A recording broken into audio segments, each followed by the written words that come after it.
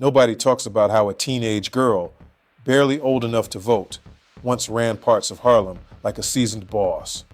Nobody talks about how she stepped into a world built on danger, money, and loyalty, and came out with a reputation that still echoes in the streets. Her name was Maxine Red Top Walters, and for a time, she wasn't just part of the game. She was the game. This isn't just another street story. This is about power at a young age, betrayal from the people closest to you, and the price that comes when you rise too fast in a world that doesn't forgive mistakes. Maxine Red Top Walters didn't look like the kind of person people feared. She was young, small, and had a calm presence. But looks don't mean much in Harlem's streets, especially during the height of the drug era. She grew up in an environment where survival meant adapting quickly. Poverty, crime, and hustle weren't distant ideas, they were daily reality.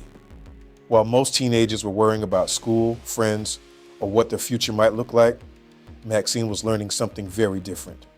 How to control territory, how to manage people, and how to stay one step ahead. And she learned fast. What made her different wasn't just her ambition, it was her mindset. She didn't move like someone her age. She observed, calculated, and made decisions like someone who understood that every move could be her last. That kind of awareness gave her an edge. Before long, she wasn't just involved, she was leading. People older than her took orders. That alone says everything. In a world where respect is earned through fear or results, Maxine had both. But here's the truth most people don't understand. Power in the streets doesn't come free. The moment you rise, you become a target. Maxine's position didn't just bring money, it brought attention. And attention in that world is dangerous. People start watching, rivals start plotting. Even people close to you begin to question their loyalty.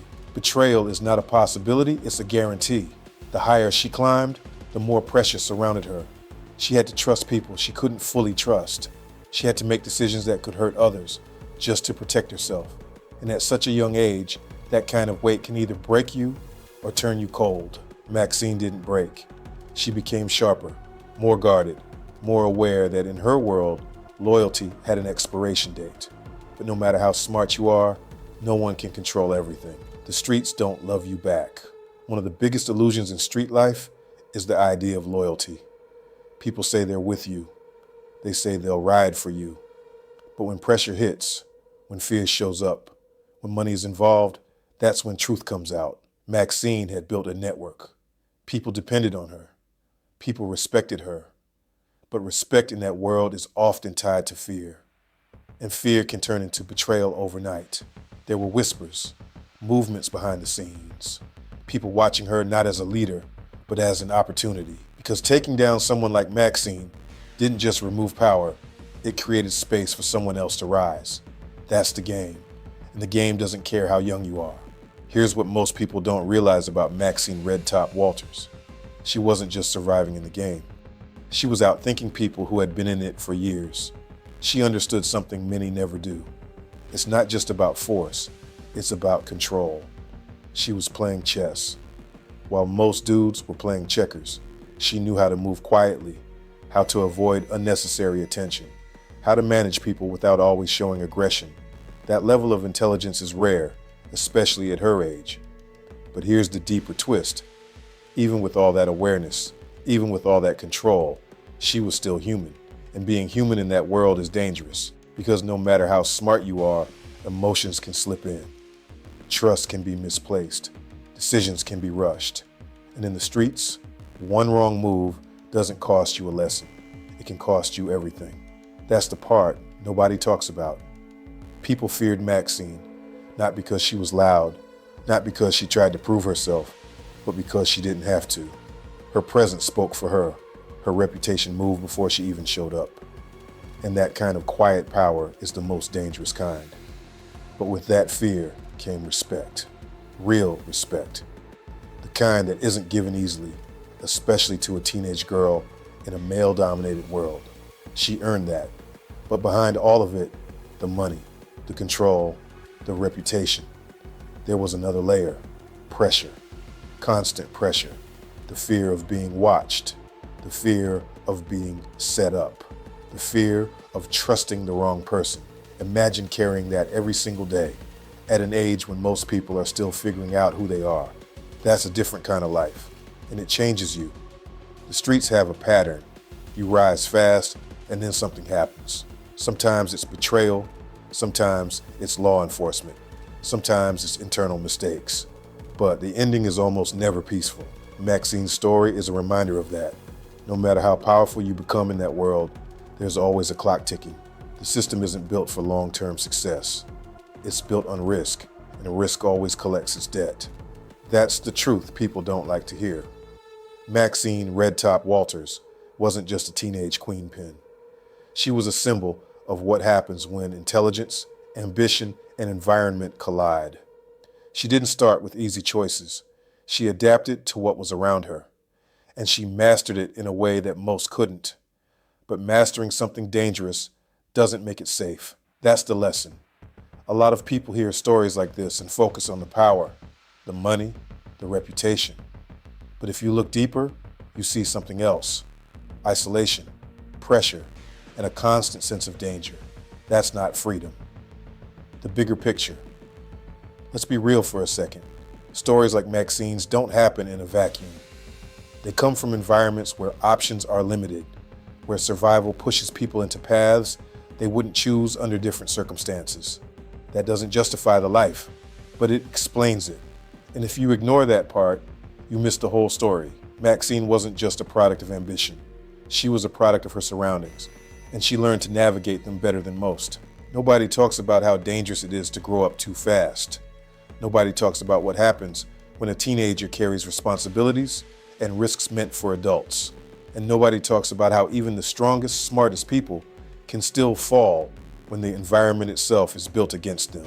Maxine Red Top Walters became a legend not just because of what she did, but because of how young she was when she did it.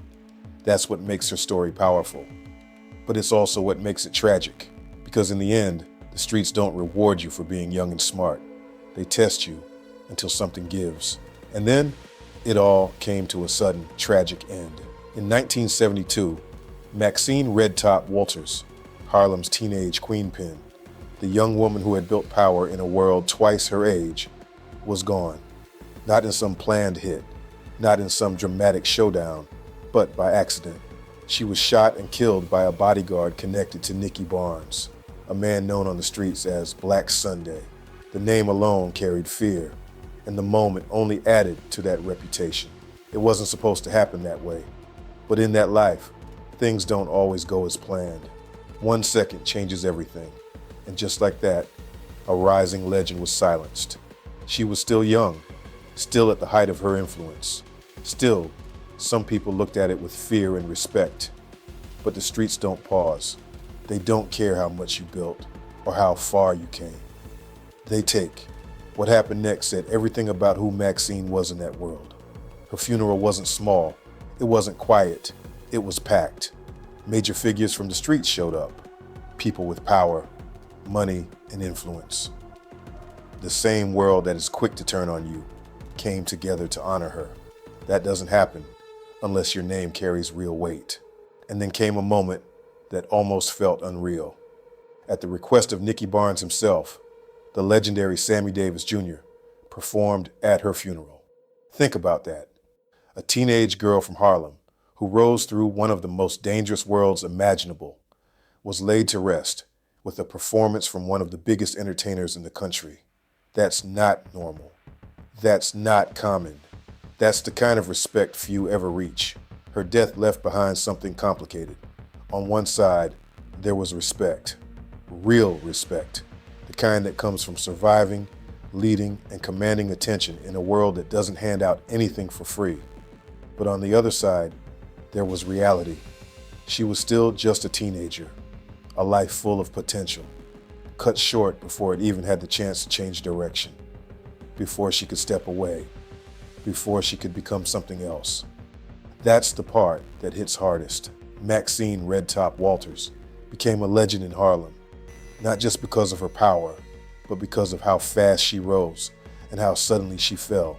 Her story is about ambition, intelligence, and survival. but it's also about how unforgiving that life can be. Because in the end, it doesn't matter how respected you are. The streets don't give second chances.